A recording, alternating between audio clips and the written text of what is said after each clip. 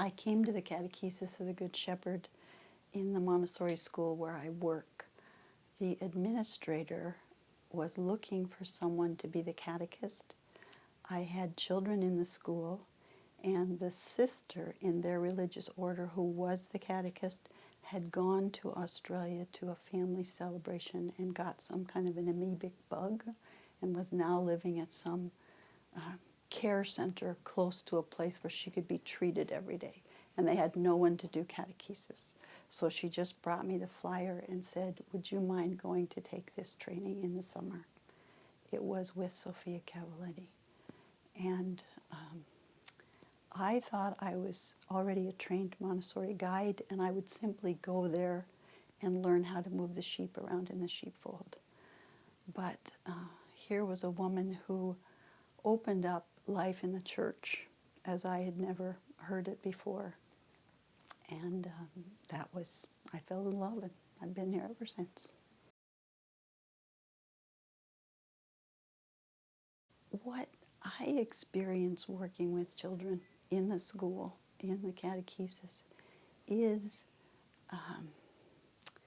their utter openness to the present, what is like living in the present, what is right there in front of them, and this capacity for relationship, for encounter that is present, not like you're kind of waiting for something to happen or someone to appear, but it's more in a childhood curiosity of interacting with what's in front of you and meeting the mystery of God, whether it's in, hand washing a seashell, this little bug that's crawling around under the table.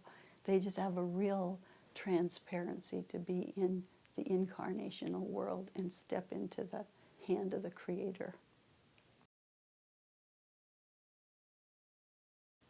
What I experience is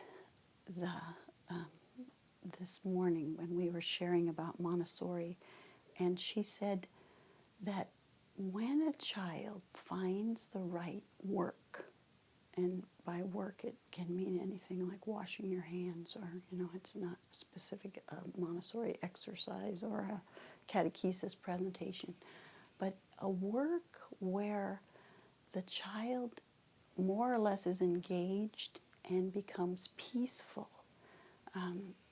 A type of an interaction is going on there, the way this symbiotic kind of relationship goes on between a mother and the child in the uterus, where there's growth, there's life, there's contact, there's trust, and children are really open to that.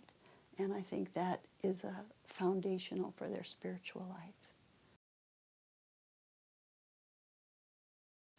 I would say where we are in today's world, and the church in today's world, that our children, and here particularly in the Western world, are bombarded with a great deal of consumerism, and like you might think of a computer screen like pop-ups.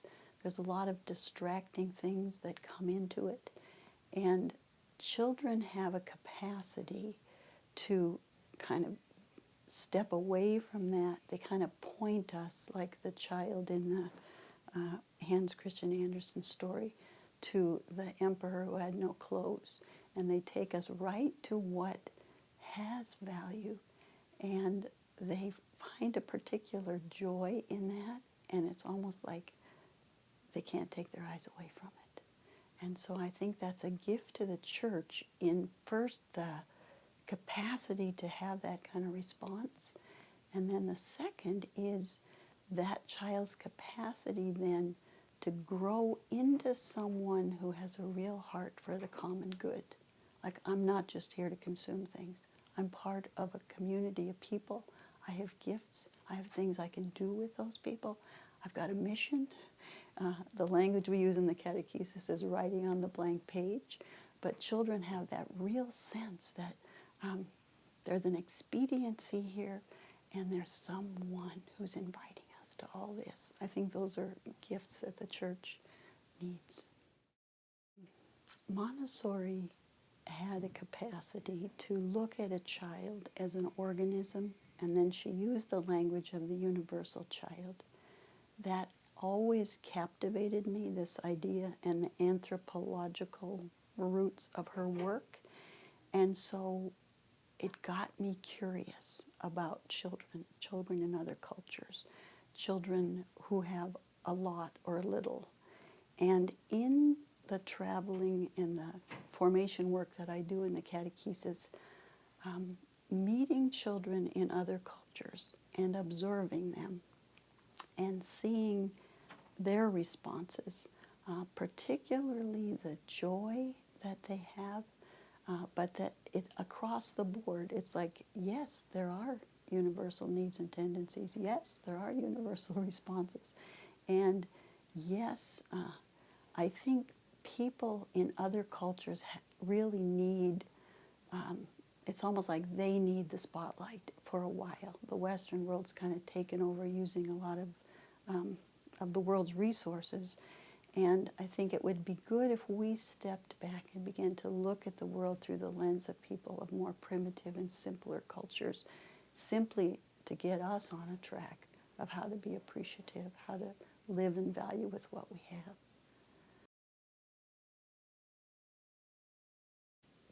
Doing catechesis training, either the missionaries of charity with really poor people in Africa, I felt those people in these other settings, cultures, responded like children, with the joy of children. They are the first adults I have ever worked with in training who behave like children do in the atrium.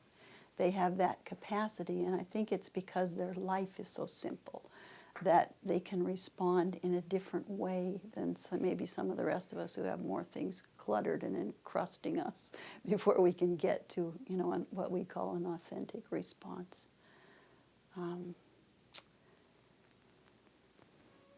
I think that God has a particular heart for the poor. I would agree with Pope Francis when he says he wants a poor church for the poor, because not only seeing the world through the lens that they live, and it is a relationship where we learn from each other, where there's much for us to see from them. I just think they have a particular wealth of appreciating life and living in the present and simplicity. You could go on with valuing things and taking really care of something. There's just much to glean from that. And I often see the counterpoint to that, cultures who want to follow our path and become consumers, and what it's doing to them, like China not having any clean air as they move toward trying to create, a different kind of lifestyle.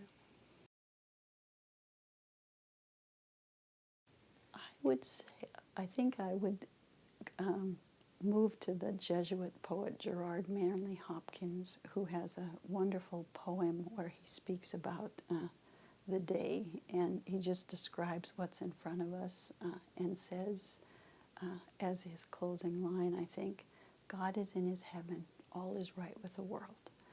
And it's thank you for this blue, true dream of sky, for all that is real, for all that is yes, yes, yes, the life that's out there. I think that God wants to be in that kind of relationship with us and wants us to be present in that way. And that's why I would say this work manages somehow to move through layers, different layers, to get to the heart of mystagogy, mystery of God meeting the mystery of the person. I would say, sometimes you say things and you don't know where they came from. And I was working with the Missionaries of Charity in Calcutta, I think the first course Mary and I ever did there. And I felt it was really important to say to them, the most important thing that you will do as a catechist is to develop a relationship with every child who is in front of you. And I think the place where that came from was whenever I have what I would call troubled souls in my community of children in the atrium, I usually say, come with me, we'll go to the art room and get paper, or let's go outside and cut some flowers for flower arranging, and remove them from the community because they're having a hard time, they're acting out, they're making things challenging for the other children. And when we go then to get the paper, to do the thing outside, I just say, tell me about your day, tell me about your family, and they'll tell me different things about, and I find when you take time and build relationships with children like that, you build a level of trust that really allows for that dynamic of meeting God to take place for them. And it's good for them to have adults they can trust. And so I think building relationships is really a vital thing that I've learned from children. It's something they want to do, and they want you to, and it's not intrusive or invasive. They'll tell you what they want to tell you, other things. A boy last week said to me, well, I'm upset with everybody today, but I have personal issues. He was a first grader. So I didn't hear any more about that, but at least we had the conversation. So that's what I've learned. I'm still learning.